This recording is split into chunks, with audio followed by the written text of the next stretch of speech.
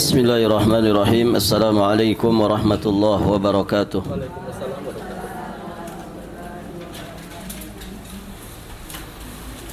Innal hamdalillah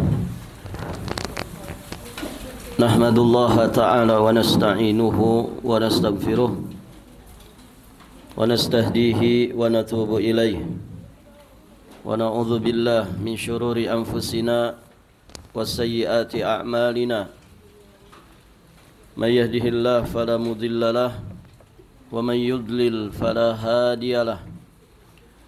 Asyhadu an la ilaha illallah wahdahu rabbi la syarika lah wa asyhadu anna Muhammadan abduhu wa rasuluh, amma ba'd. Allahumma inna nas'aluka ilman nafi'an wa rizqan tayyiban wa amalan mutaqabbala. Allahumma 'allimna ma yanfa'una wanfa'na bima 'allamtana wazidna min 'ilmika wa karamika wa judika ya dzal jalali wal ikram, innaka 'ala kulli syai'in qadir wa bil ijabati jadir. Para hadirin akhwat wa ummahat fillah rahimani wa rahimakumullah. Alhamdulillah, kita bersyukur kepada Allah Subhanahu wa taala.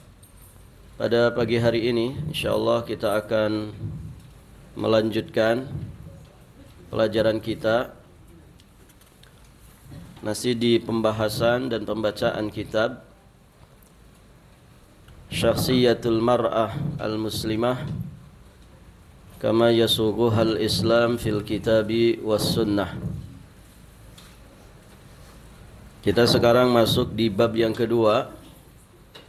Qala al-muallif hafizahullahu ta'ala, al-mar'atul muslimatu ma'a nafsiha.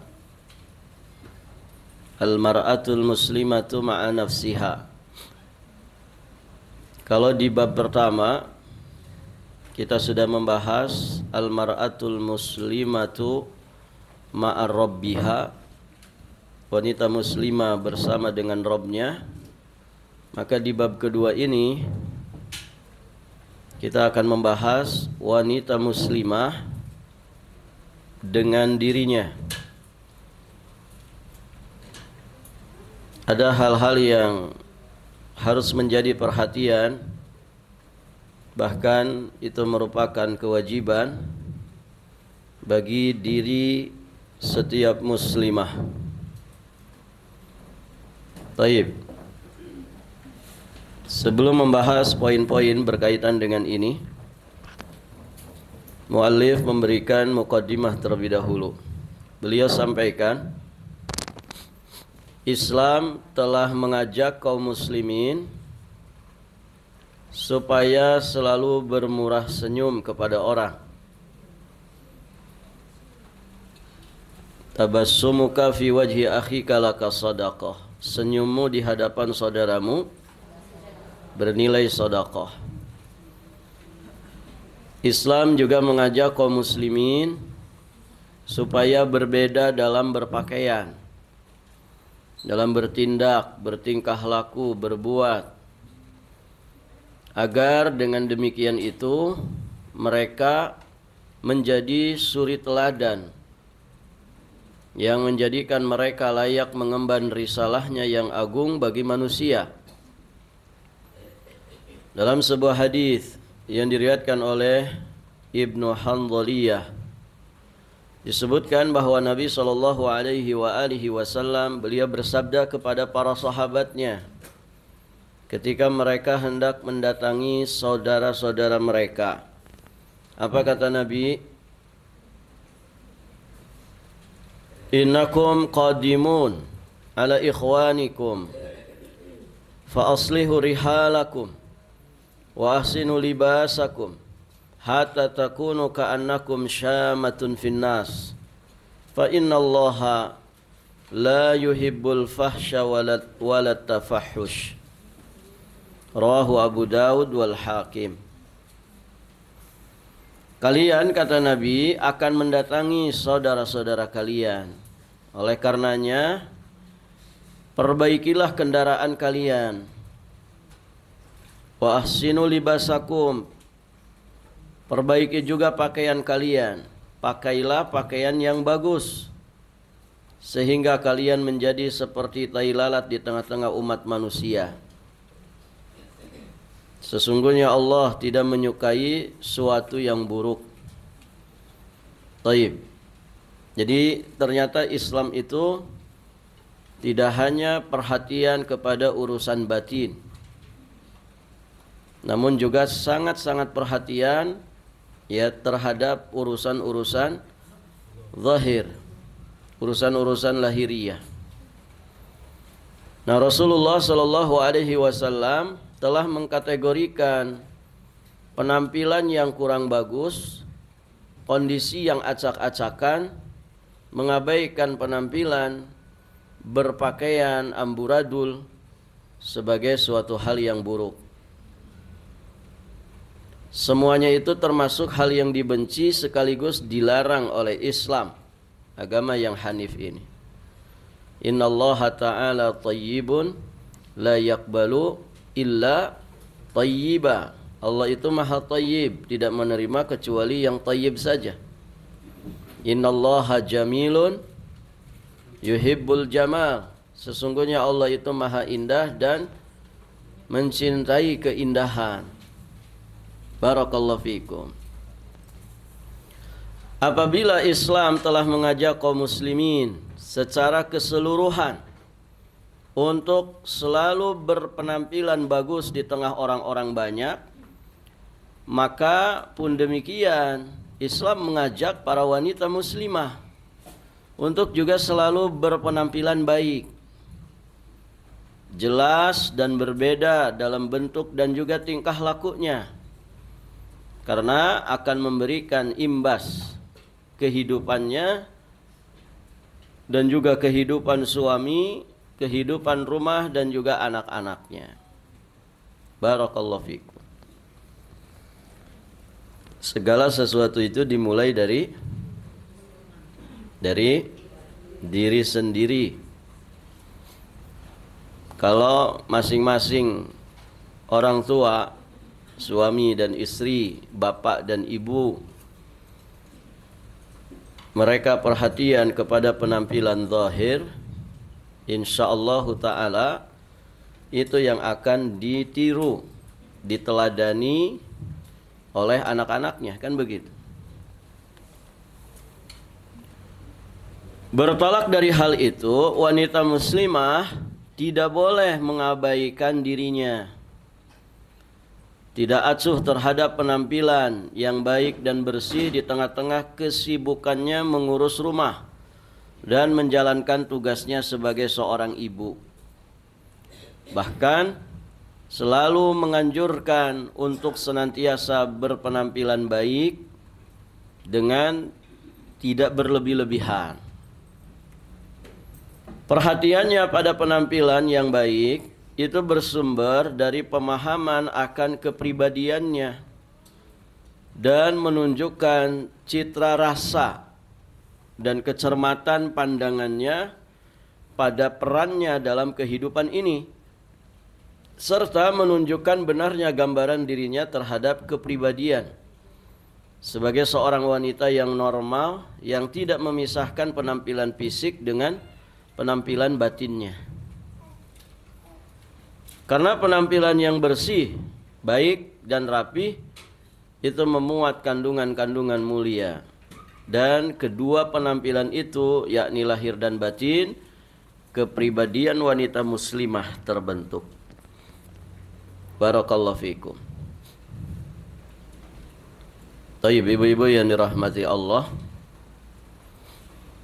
wanita muslimah yang cerdas akan senantiasa menyelaraskan diri antara penampilan lahir dengan penampilan batin, dan mengetahui bahwa dirinya terdiri dari tubuh, akal, dan jiwa, sehingga dia akan memberikan haknya masing-masing dan tidak pilih kasih dalam memberikan perhatian tersebut antara satu dengan yang lainnya. Penyelarasan itu dilakukan dengan berpegang pada petunjuk Islam yang telah mengajak dan sekaligus menganjurkan umat melakukan penyelarasan tersebut. Taib, di muqaddimah ini intinya penulis hafizahullah taala ingin mengingatkan para muslimah ya bahwa urusan lahiriah, jasadiyah, badaniyah, malbasiyah itu juga ternyata diperhatikan di dalam dinul Islam. Taib. Artinya tidak bisa juga diabaikan. Karena Islam itu agama yang paling detail mengajarkan kebersihan, kan begitu. Artinya gini Bu, kalau orang itu akidahnya benar, orang itu kalau agamanya benar, pasti resik, bersih, rapi, senang dengan keindahan. Ya, bukan berarti serba mewah, tidak mesti kan begitu. Tapi kalau rumah itu tertata rapi, ya enak dipandangnya kan begitu.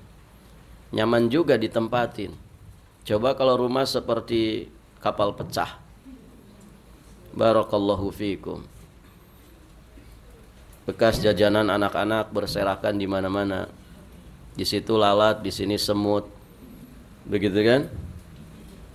Ya di pojokan sana banyak nyamuk. Ya mau kayak mana? Barakallahu fikum. Ya samalah pemandangan kita kalau masuk ke sini kan.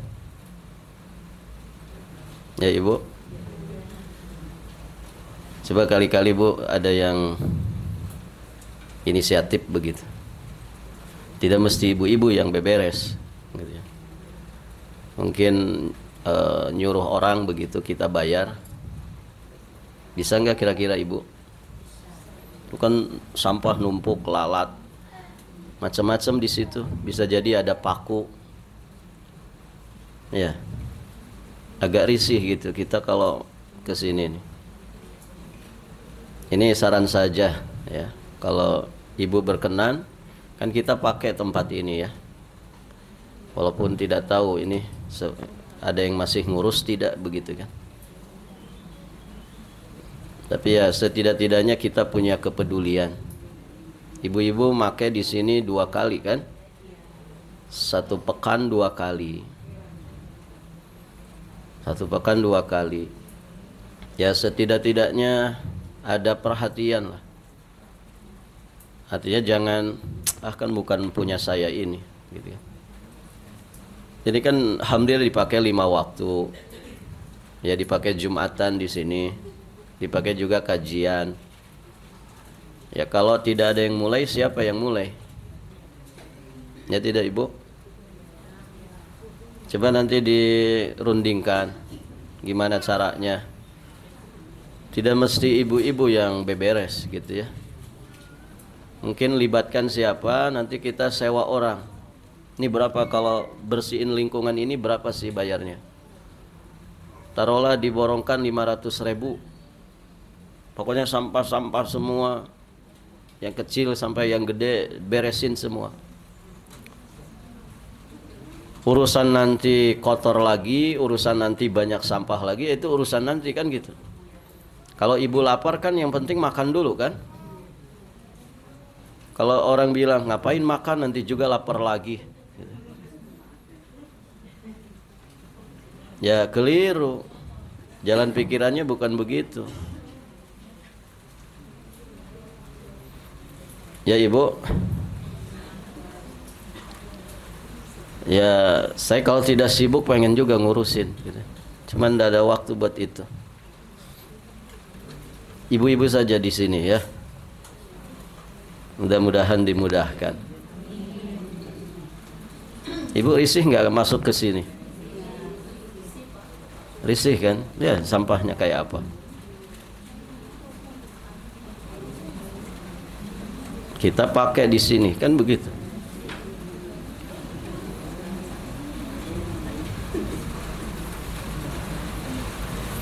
Baik ibu-ibu yang dirahmati Allah.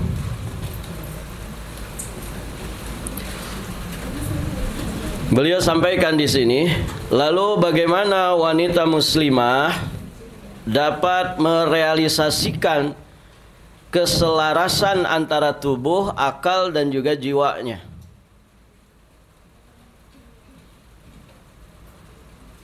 Pertama, jismuha,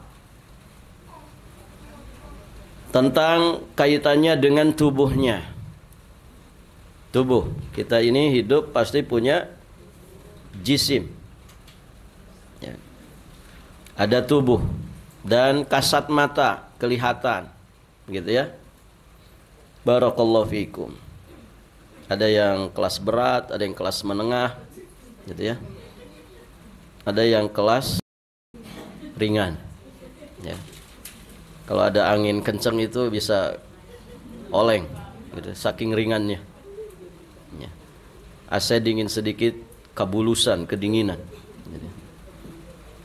Nah, kalau yang kelas berat, ya lemaknya terlalu tebal, gitu ya. Hawanya panas terus. Taib, ibu-ibu yang dirahmati Allah. Ini jisim. Nah, jisim kita ini, barakallahu fikum, dia punya hak untuk kita perhatikan segala sesuatu yang terkait dengannya.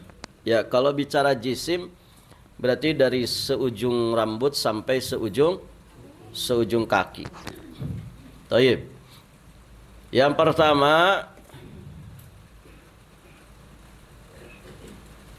mu'tadilatun fi ta'amiha wa syarabiha. Mu'tadilah. Mu'tadilah itu seimbang, sederhana dalam makan dan minum. Tidak israf, berlebih-lebihan, juga tidak kekurangan, tapi seimbang. Nutrisi itu kan mesti seimbang. 4 sehat, 5 sempurna. Ada 6-nya enggak? Barakallahu fikum. Sederhana dalam makan dan minum. Seorang wanita akan senantiasa berusaha agar tubuhnya itu selalu sehat, kuat, semangat, tidak loyo, dan selalu mengatur keseimbangan tubuhnya. Oleh karena itu, dia tidak akan makan dengan rakus dan berlebih-lebihan. Tetapi dia akan makan yang dapat menguatkan tulang-tulangnya, memelihara kesehatan, kekuatan, dan keseimbangan tubuhnya. Dengan bercermin pada firman Allah Subhanahu wa taala, "Kulu washrabu wa la tusrifu." Makan dan minumlah dan janganlah berlebih-lebihan. Innallaha la yuhibbul musrifin. Sesungguhnya Allah tidak menyukai orang-orang yang berlebih-lebihan. Surat Al-A'raf ayat 31. Para mufassir menjelaskan ayat ini, Ibu. Ilmu kesehatan dalam Islam itu terkumpul di satu ayat ini.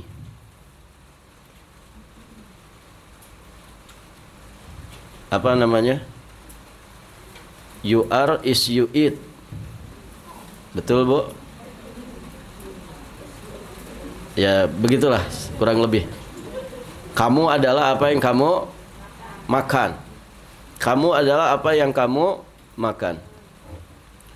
Ini nasihatin diri sendiri saja. Makan dan minumlah dan janganlah berlebih-lebihan. Sesungguhnya Allah tidak menyukai orang-orang yang berlebih-lebihan. Ya. Ini ilmu kesehatan dalam Islam terkumpul di satu ayat ini. Taib. Ya, artinya bijak di dalam memilah makanan dan minuman. Kenapa? Karena kalau kita israf, berlebih-lebihan, ya tentu tidak baik. Ya, walaupun ketika kita diuji dengan sesuatu yang disebabkan karena makanan, ya jangan mengkambing hitamkan makanan. Ya. Ketika tensi, yang disalahkan garam, gitu. Ya, kata garam, salah saya apa, gitu kan?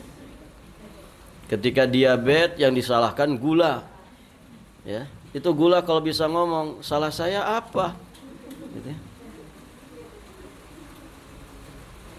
Ketika kolesterol, ya, yang disalahkan santan. Ya katanya santan, salah saya apa? Orang kok nuduh-nuduh saya. Ya. Barakallahu fikum. Artinya makanan minuman itu tidak salah, Ibu. Ya tidak. Yang salah itu adalah manusianya. Kenapa berlebih-lebihan? Kitanya yang salah. Jadi kalau diuji dengan satu penyakit, jangan nyalah-nyalahkan makanan. Boleh nggak mencaci makanan itu? Nggak boleh. Ini gara-gara kamu garam, gitu ya. Itu kasihan garamnya. Ya. Jadi kayak musuh gitu kan, lihat garam itu merinding. Ya. Salah garam apa? Lihat gula itu ngabiri-gidik, gitu kan? Ibu yang dirahmati Allah, ya, yang salah kita. Kenapa berlebih-lebihan? Tensi saya Ustadz. Nah, berarti mungkin berlebihan dari sisi asin-asinan. Ya. Saya diabetes Ustadz, mungkin berlebih-lebihan, terlalu berlebihan dalam yang manis-manis. Jadi seimbang saja, mu'tadilah. Kalau seimbang, insya Allah ya ke badan kitanya juga bagus. Kan begitu. Juga bercermin pada sabda Rasulullah Sallallahu Alaihi Wasallam yang menyerukan untuk selalu bersahaja dalam makan dan minum. Di dalam riwayat yang hasan terdapat di Musnad Imam Ahmad, Sunan At-Tirmidzi, disahihkan oleh Imam Al-Hakim. Nabi sallallahu alaihi wasallam bersabda, "Ma mala'a adamiyun wi'an syarran min batnih. Fa idza kana la mahalata fa'ilan fa thuluthun li ta'amihi wa thuluthun li syarabihi wa thuluthun li nafasihi." Tidak ada seorang pun dari manusia ini yang mengisi bejana lebih buruk daripada perutnya. Namun apabila jika harus melakukan juga, maka bagilah perut ini tiga. Sepertiganya untuk makanan, sepertiganya untuk minuman, sepertiganya lagi untuk nafas. Jangan 2/3 makanan, 1/3 sisanya minuman. Ya tuh ngap-ngapan gitu ya. Susah nafas dia. Ibu pernah kekenyangan, Bu? Yang jawab banyak nih, doyan makan semua. Lihat, kita kalau kekenyangan kayak apa, Ibu? Susah kan? Ya, perut nggak enak, malah nggak enak itu. Nafasnya susah, akhirnya susah beranjak dari tempat duduk kan gitu. Mau berdiri tuh lama, lutut ini, gitu ya. Baik, ibu-ibu yang dirahmati Allah. Jadi bagi tiga, sepertiga untuk makanan, sepertiga untuk minuman, sepertiga lagi harus ada ruang untuk nafas. Ada orang tuh saking obesitasnya, Ibu ya, itu di satu ruangan kok kayak ada bunyi ngak-ngik ya. Kita bingung ini suara apa ya. Ternyata nafasnya teman kita. Saking apanya itu, dia tidak habis capek, sedang duduk biasa saja. Begitu nafasnya. Nah itu kan harusnya jadi sinyal, Ibu ya. Harusnya jadi sinyal. Mudah-mudahan ibu-ibu di sini mah tidak ada yang begitu, Bu ya. Singsara rehat gitu ya. Tidak apa-apa, doyan makan juga gitu. Taib. Mengenai hal ini Umar ibnul Khattab radhiyallahu taala anhu beliau berkata, hindarilah oleh kalian kekenyangan dalam makan dan minum, karena sesungguhnya dia dapat merusak tubuh, dapat juga mendatangkan penyakit. Lebih ngeri dari itu, menyebabkan malas dalam menjalankan salat. Ada yang ngantuk Bu di sini? Siapa yang ngantuk? Biasanya kekenyangan sarapan tuh. Ya. Nasi kuning 2 bungkus nggak kira-kira. Ini. Ada Bu? Bangun-bangun, yang ngantuk. Itu kalau kelebihan, kekenyangan, ya begitu efeknya. Merusak tubuh, mendatangkan penyakit, menyebabkan malas menjalankan sholat. Termasuk ibadah lain. Bukan hanya sholat saja. Apalagi hujan begini, bawaannya ngantuk aja, nguap. Taib, ibu yang dirahmati Allah. Wa alaikum bil qasdi fihima. Kata Umar ibnul Khattab, hendaklah kalian itu berlaku sederhana dalam makan dan minum. Sederhana, jangan berlebih-lebihan. Ibu, potret kesederhanaan makanan itu ada pada orang-orang dulu, terutama Rasulullah dan para sahabatnya, jelas itu ya. Tapi untuk tataran kita orang Nusantara ini, yang tentu makanannya bukan kurma ya.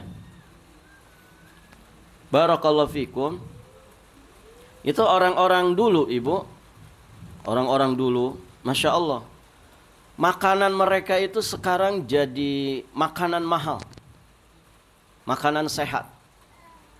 Ya kan ibu? Apa contohnya? Rebus-rebusan. Coba pagi-pagi orang dulu itu rebus ubi, rebus singkong, rebus jagung, rebus pisang. Ya kan Bu?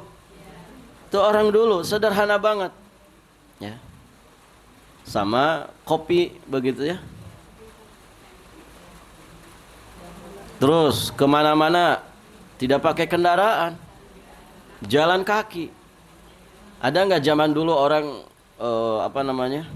rutin olahraga di kampung-kampung ini ya, bukan di kota. Ya olahraga dari zaman dulu ada.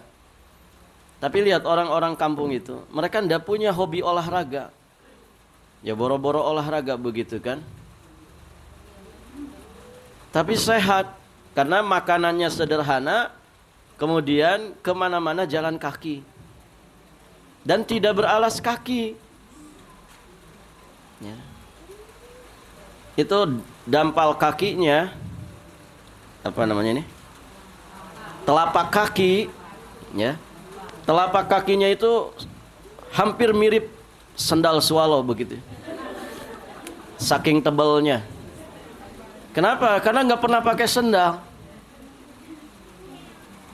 Adaptasi dia. Sehat makanya.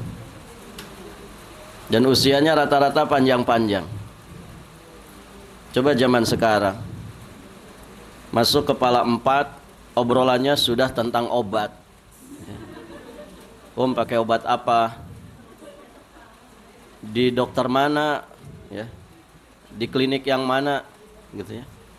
Itu obrolan kepala 4 gitu ya. Ya. Kepala 3 malah tuh kan. Ada yang sudah model begitu.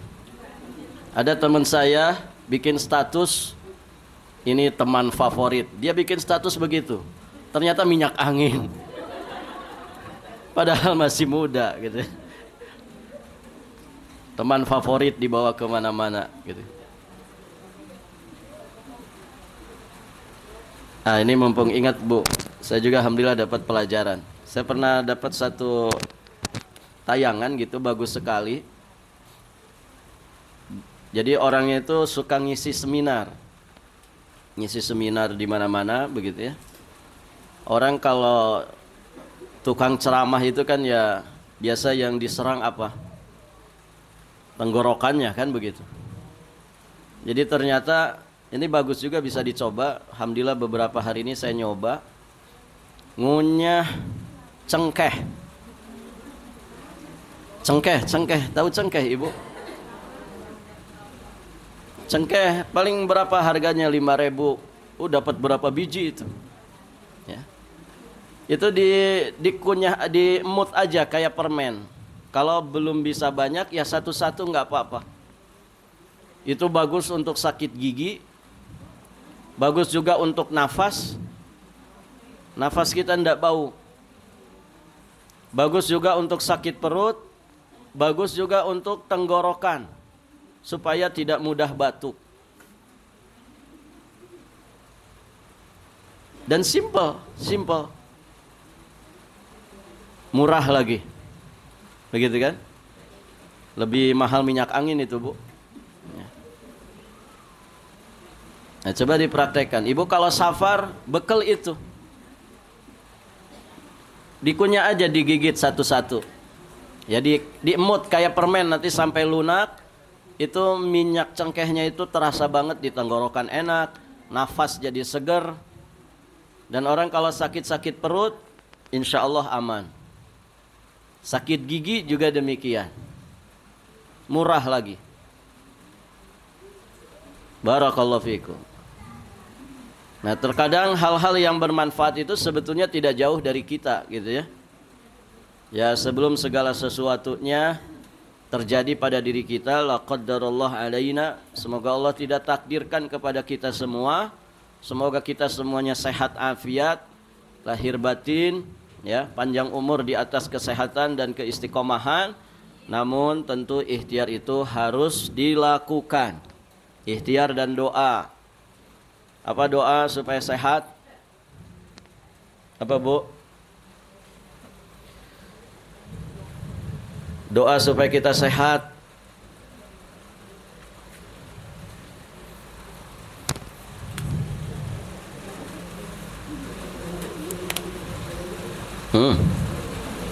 Nggak pernah minta sehat.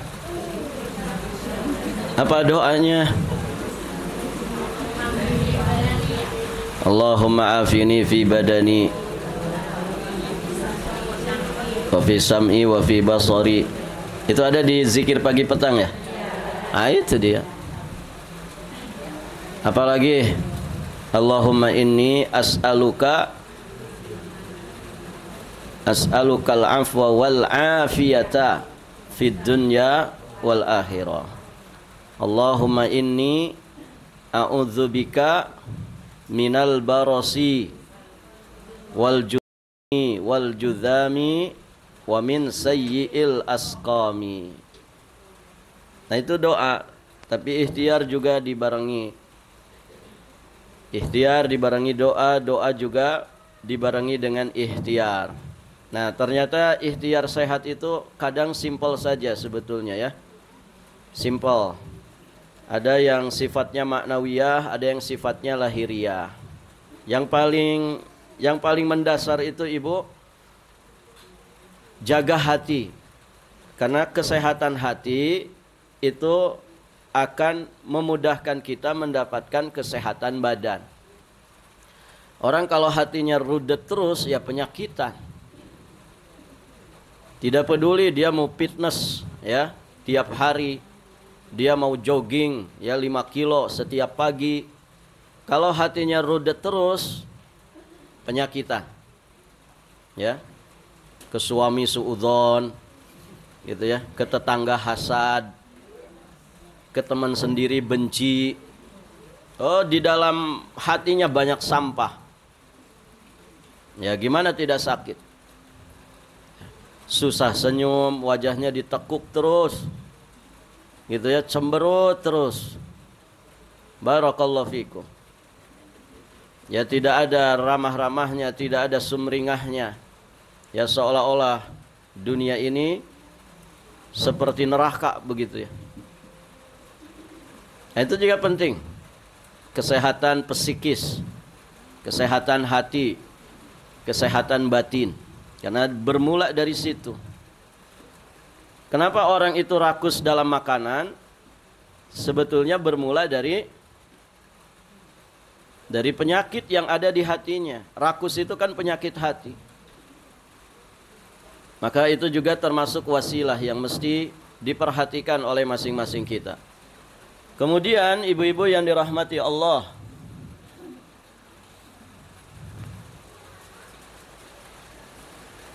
tidak diragukan lagi bahwa wanita muslimah senantiasa menjauhkan diri dari berbagai macam narkotik.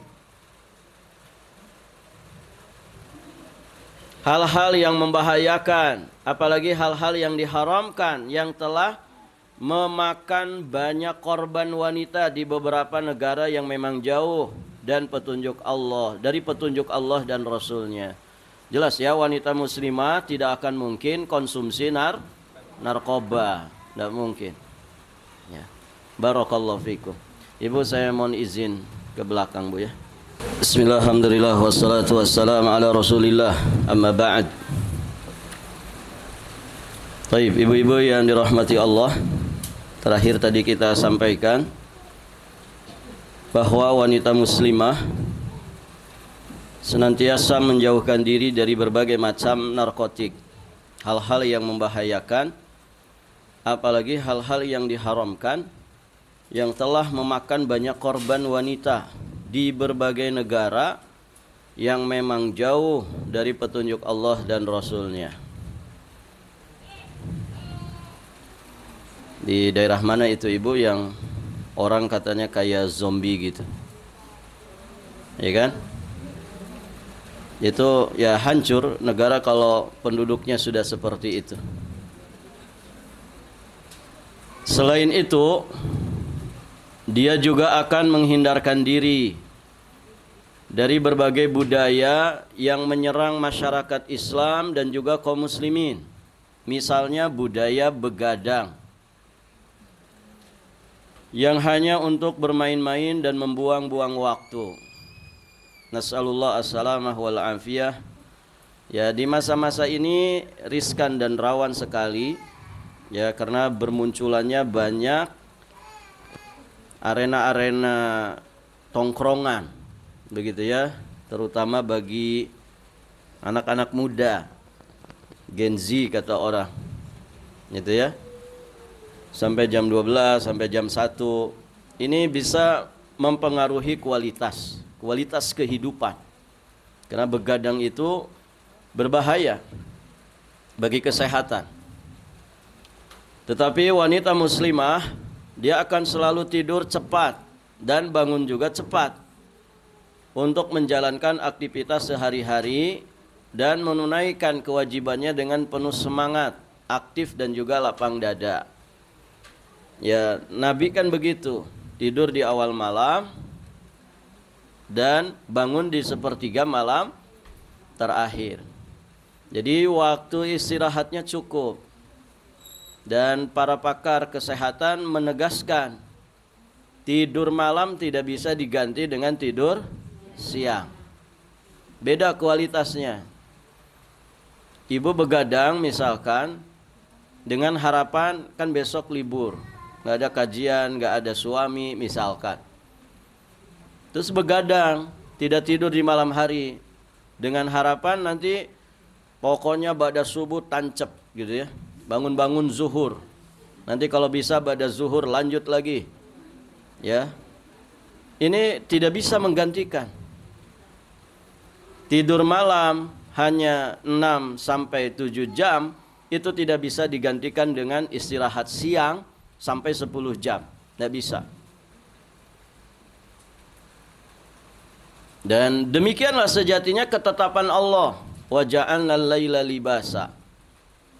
Allah jadikan waktu malam itu untuk istirahat. Jangan dibolak-balik. Kalau dibolak-balik jadinya apa yang kalau siang tidur, kalau malam keliaran itu. Nah, itu kelelawar. Kita bukan kelelawar. Kita ini manusia. Api semangatnya tidak dipadamkan oleh bergadang yang tiada guna. Dan kekuatannya tidak dihilangkan oleh kebiasaan buruk. Dia selalu aktif, dinamis, serta tidak loyo. Berarti energik terus. Ya. Dia tidak loyo untuk mengerjakan pekerjaan rumah karena dia selalu merawat dirinya dengan teratur, sehat, alami, serta memeliharanya dengan rajin dan penuh semangat. Selain itu juga dia mengetahui bahwa al-mu'minul qawi khairun wa ahabbu ilallah minal mu'minid dhaif. Bahwa mukmin yang kuat itu lebih baik, lebih dicintai Allah daripada mukmin yang lemah. Ya, seperti yang sudah dijelaskan di dalam hadis Nabi SAW. Oleh karena itu, dia senantiasa memperkuat tubuhnya dengan cara teratur, sehat, dan alami dalam kehidupannya. Barakallahu fikum. Di poin yang kedua, mar'atul muslimah ma'an nafsiha, terkait dengan jisimnya atau jasmaninya, dia juga rajin berolahraga. Jadi makanannya seimbang, nutrisinya seimbang, dia pun rajin berolahraga. Dengerin nih yang jarang olahraga. Yang paling depan ini yang tidak pernah olahraga. Makanya yang duduk paling depan siapa di sini? Ya ustadznya. Kerjaannya duduk terus. Taib, ibu-ibu yang dirahmati Allah. Rajin berolahraga. Wanita muslimah yang cerdas tidak akan pernah lupa untuk memelihara kelayakan tubuhnya, kegairahan dan juga kesehatannya secara umum. Karena dia mengetahui bahwa semua itu merupakan hal yang diserukan dan dianjurkan oleh Islam. Tentu tujuan intinya adalah supaya semangat menegakkan ubudiyah kepada Allah. Oleh karena itu dia tidak cukup hanya dengan memperhatikan disiplin kesehatan alami, ya seperti urusan makanan yang tadi dibahas. Namun dia juga senantiasa berolahraga yang sesuai dengan tubuh dan keseimbangannya, sesuai dengan usia dan juga lingkungan sosialnya, serta dalam waktu-waktu tertentu. Sebetulnya ibu, tidak olahraga juga tidak masalah. Yang penting kita gerak. Kan begitu ya? Orang dulu kan tidak olahraga. Ya. Beli raketnya saja mahal, mending beli beras gitu. Ya. Mau goes, ya sepedanya mahal, mending beli beras. Orang dulu kan mikirnya begitu. Ya. Tapi sehat mereka. Kenapa? Ya kemana-mana jalan kaki. Ya, kayak ibu misalkan dari Untri pengen ke Pandansari, ya jalan kaki. Ya.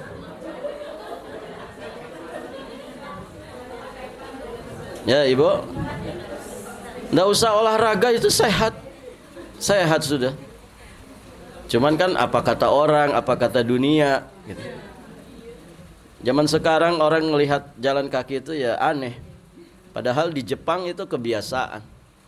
Makanya tua-tua mereka sehat-sehat. Ya ibu, ada yang mempraktekkan begitu, kemana-mana jalan kaki gitu. Ustadz mengisi pengajian jalan kaki gitu. Datang ke majelis, jamaahnya sudah bubar gitu.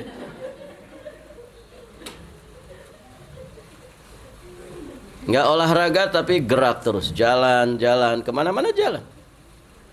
Itu sudah otomatis itu. Makanya kan katanya 1000 langkah satu hari, 10.000 langkah. Ya orang zaman dulu sudah dari dulu mempraktekkan, bahkan lebih dari 10.000 langkah. Gitu ya. Barakallahu fikum. Lihat orang di Mekah, di Madinah ibu secara rehat. Kenapa? Ke masjidnya jauh gitu kan. Dari rumah ke Masjid Nabawi itu. Kita di ujung terasnya saja misalkan mau ke dalamnya sudah berapa langkah kan begitu. Masya Allah.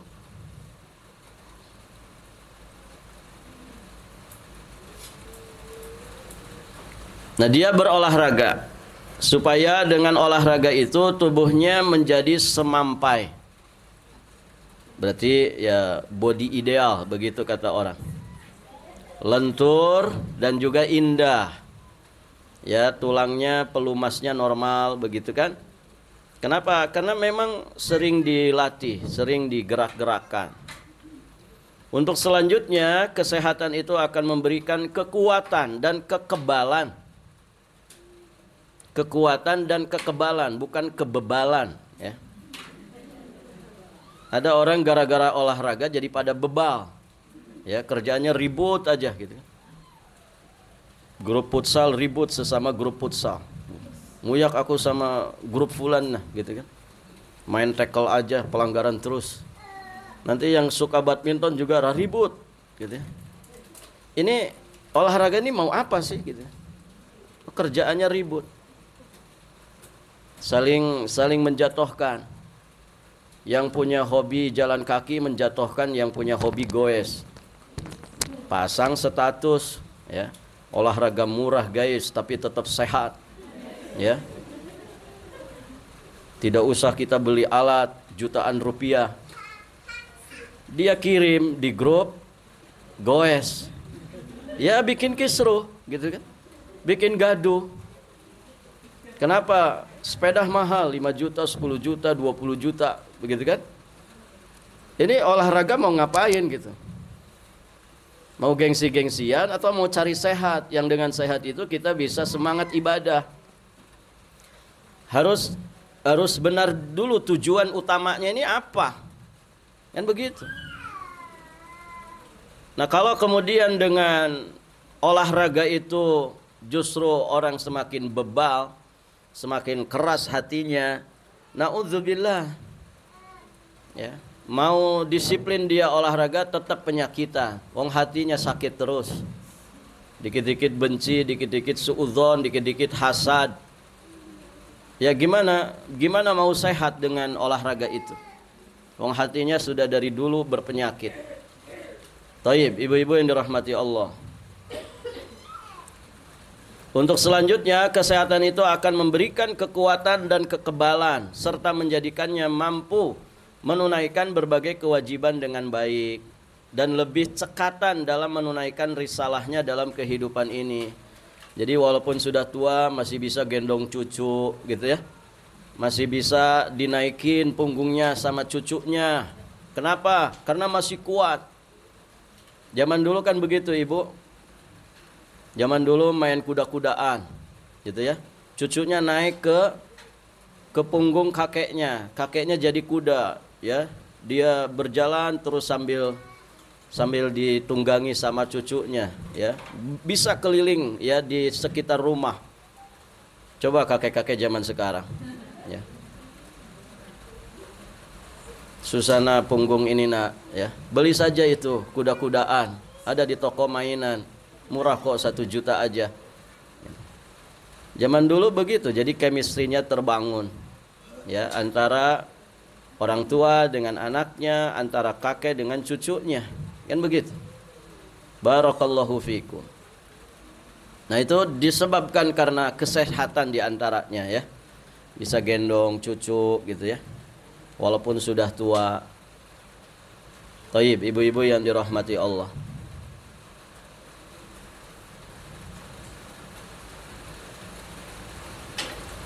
Cukup dulu Bu ya sampai di sini. Insyaallah taala poin ketiga dan seterusnya nanti kita bahas di kesempatan berikutnya. Poin ketiga agak panjang. Kita bahas di pekan depan saja ya. Masih pelajaran ini ya. Baik. Barakallahu fikum. Akhiru da'wana alhamdulillah. Kita cukupkan sampai di sini. Kita akhiri dengan doa kafaratul majlis. Subhanakallahumma bihamdik asyhadu an la ilaha illa anta astaghfiruka wa atubu ilaik. Assalamualaikum warahmatullahi wabarakatuh.